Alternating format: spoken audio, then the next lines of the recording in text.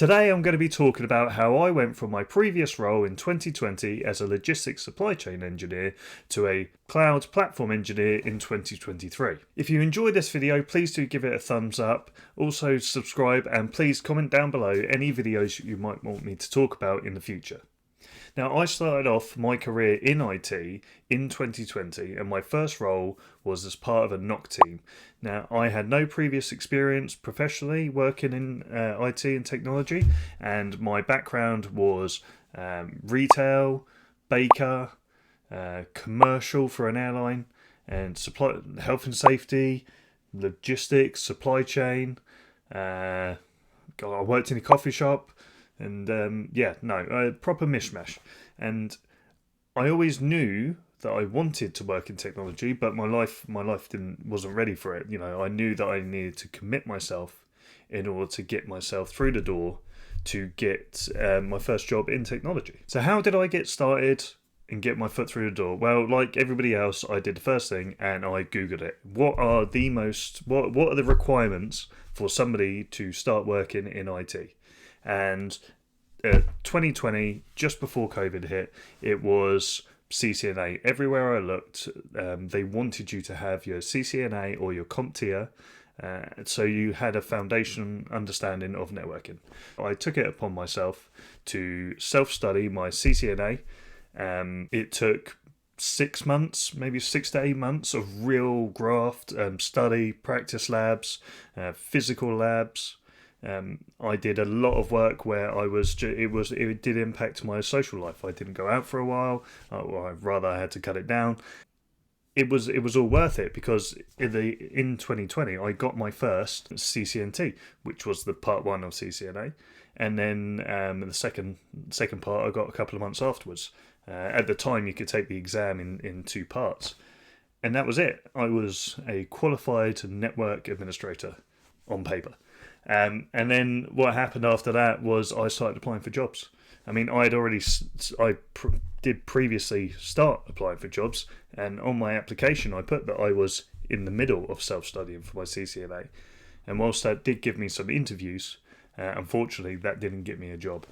It wasn't until I actually had that stamp of approval from Cisco that a company gave me the opportunity to progress and learn and then develop myself. I was in that first job, my first IT job, for about 2 years, and during that time I absorbed information like a sponge. I wanted to work with the best engineers so that they could show me their best practices, that we could, I could learn from their successes. I was going in there with, the cup half full, and I wanted them to share the knowledge with me because that was my way of learning. I learned by doing and peer reviewing and working with somebody. During that time, I realized that I wanted to be a cloud engineer and a Kubernetes engineer. So I was able to do some of my certifications whilst I was employed there.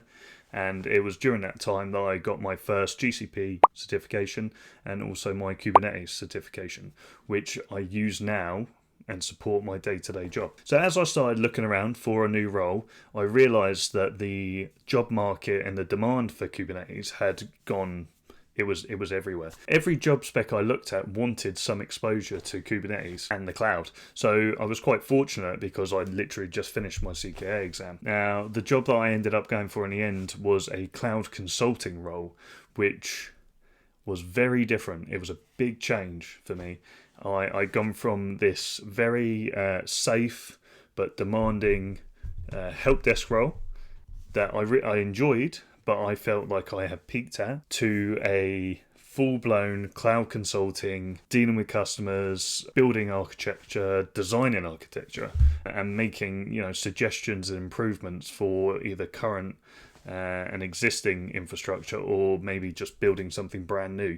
And what were Google's best practices? What were our company's best practices? My own personal opinions on the matter as well. Again, I really enjoyed working with the cloud. My day-to-day life went from support tickets to agile delivery, building tickets, where I was working with Terraform on a daily basis. I was interacting with the Google Cloud and Google Console. Also, my repo management skills escalated because I was using them on a daily basis as part of a larger team, and just leveraging the DevOps skills that I had learned over the last year or two. That was my time as a cloud consultant at that company, and I really enjoyed it. It had a fantastic atmosphere and it was a great time. But again, I wanted more, especially since I just started my career in my 30s. I was coming up to 34. The cloud consulting was good, but I felt like it wasn't pushing me hard enough. So I went back out into the job market to find an alternative role, which I felt was going to challenge me and help me better educate myself and become more successful in the cloud tech space. The role I do now is brilliant. I am a platform engineer for a company, and I get to interact and support across the majority of the company. I get to work with Terraform, Google Cloud, Kubernetes, Git, Circle CI, Argo, Grafana, Milmir.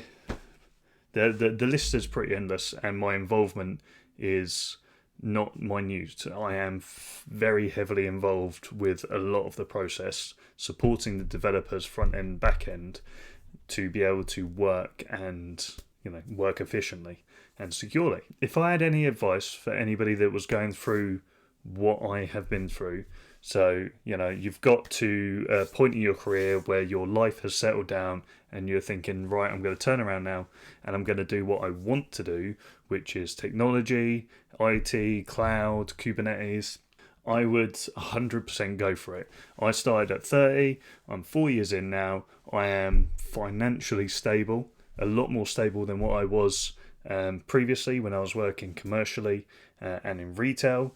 I have the flexibility of working from home. Self-studying is becoming the new norm. The courses are all out there, hundreds of courses, thousands of courses, and if you don't like a particular course, you can just move on and find another one that you like. I went through several different courses for my CCNA until I was happy. David Bombal, I really enjoyed, but I couldn't connect with it. There was another Udemy course I enjoyed, but I couldn't connect with it. And I ended up going with CBT Nuggets and Jeremy Jeremy from CBT Nuggets, who now does his own specialized training. He was fantastic, and he was able to explain the concepts in CCNA in a way that I could understand and actually relate to. And that's all you need to find to be able to teach yourself something and to learn something.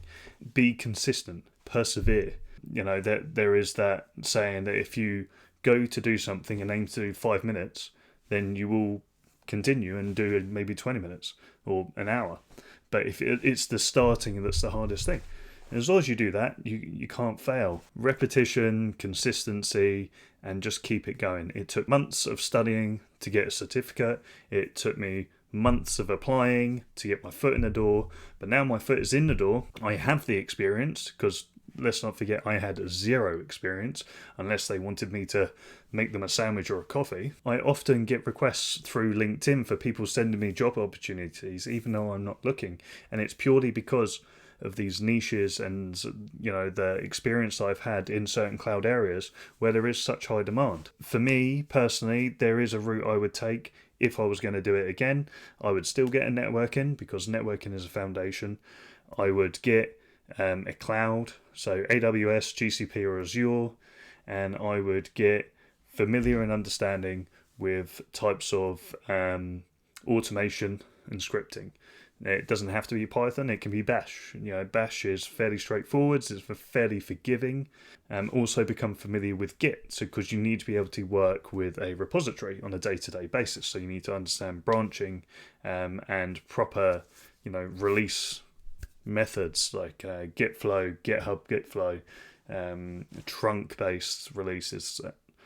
There is a lot, and there is no right way, but there is a best practice, and every company will have their own way. But get familiar with Git. I hope this has been insightful for some people. I hope that I am able to, if not give some advice in this video, that if you have any questions, please comment and I will respond to them.